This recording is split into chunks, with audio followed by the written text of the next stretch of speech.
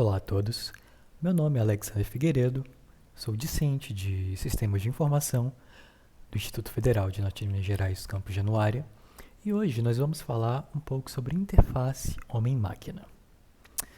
Bem, quando nós tratamos aí, da IHM, a interface homem-máquina, muitas pessoas ficam em dúvida, em relação o que é exatamente, porque é um tema bem abrangente. Pois bem, a IHM ela é uma área de muita complexidade, pois depende não somente de um software com inúmeras funcionalidades, mas é necessário também conhecer o seu hardware, e o usuário que irá utilizar, e suas necessidades para saber quais alterações e funções deve se modificar ou adicionar, e pois são ações que geram grande carga e grande impacto que em estudos de diversas áreas para compreender o que se deve fazer. E ela tem uns objetivos que consistem na produção de sistemas que sejam usáveis, seguros e funcionais. Na prática, isso não se refere somente ao hardware e ao software, mas a todo o ambiente que usa ou afetado pelo uso da tecnologia computacional, dependendo então de sua aceitação e usabilidade. Por exemplo, atualmente, o crescente interesse no projeto de interface do usuário é bastante claro nos mais variados tipos de sistema: processadores de texto, ferramentas de edição, softwares de manipulação de imagens, são amplamente utilizados. Temos os correios eletrônicos, videoconferências, o World Wide Web, que é utilizado aí por todo mundo, que tem oferecido novas mídias para a comunicação. E um ponto positivo nisso é que, individualmente, as interfaces de usuários têm mudado a vida de muitas pessoas. Por exemplo, médicos estão podendo fazer diagnósticos mais precisos, crianças estão expandindo os horizontes em ambientes de aprendizagem, artistas gráficos podem explorar mais possibilidades criativas, pilotos têm mais segurança em seus voos e por assim em diante. Então, a IHM é isso. É uma área da tecnologia que há estudos sobre essas implementações em relação às máquinas que são criadas e sua interação com o usuário para facilitar mais o seu uso. Mas para deixar isso mais claro, vamos falar aqui sobre as interfaces. Quando falando sobre interfaces, a primeira coisa que vem na sua mente, com certeza, é ir olhar para o seu celular, para o computador, televisão. Mas quando o conceito de interface surgiu, ela era geralmente entendida como o hardware e o software com o qual o homem e o computador podem se comunicar.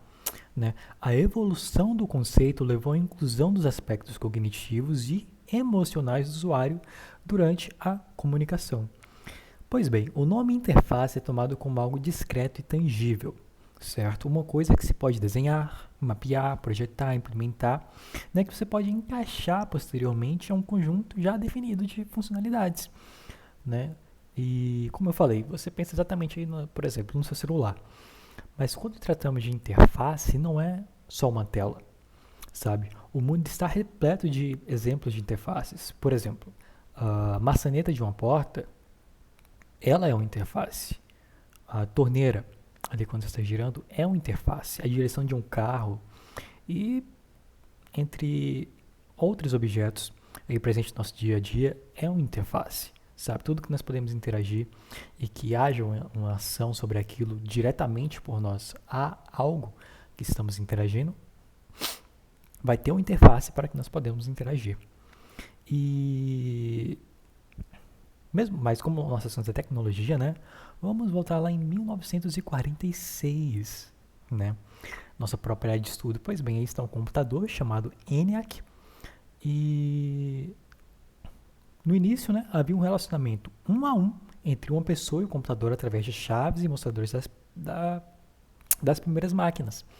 Então, os computadores antigamente eram assim e eram, a interação era por meio dessas chaves que você tinha que fazer.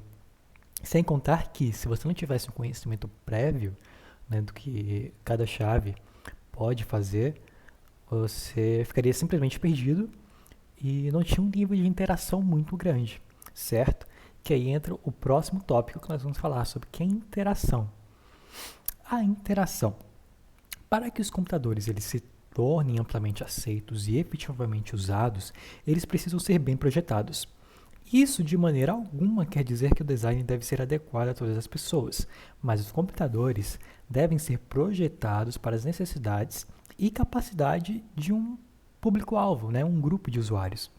Portanto, quando nós tratamos de design de sistemas computacionais que auxiliem as pessoas de forma que possam executar suas atividades, produtividade e segurança, nós pensamos, né, em diversos métodos em que ele pode ser aplicado.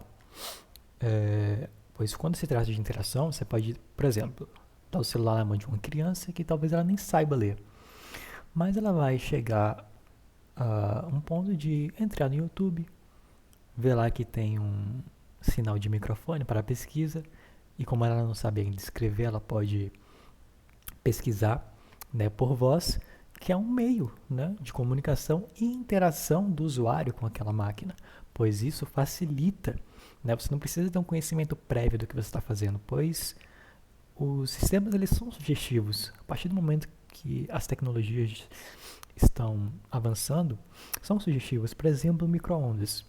Eu não sei quanto tempo deve-se que assar um frango. Lá tem já o símbolo de um frango, é só você clicar naquele botão, já vai estar o tempo pré-determinado.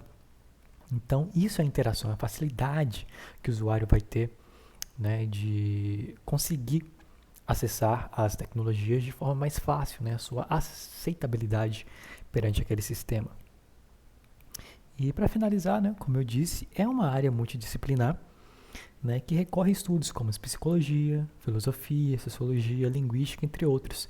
Então a tendência, né, da tecnologia em si é que ela avance, mas ela não vai avançar simplesmente adicionando uma grande carga de dados e de funcionalidades em sistemas, mas sim tendo esse aumento de funcionalidades, mas analisando se o usuário, como o usuário vai receber aquilo, se aquilo é importante de ser adicionado, como vai ser a aceitação, né, a usabilidade de todas as funcionalidades que você vai colocar no sistema, né, que é um grande destaque assim, para você atualizar um sistema, mesmo para você criar. Você tem que estudar várias áreas, né, para ter e para que consiga uma interação muito boa com o usuário, pois, queira ou não, o usuário ele nunca está satisfeito.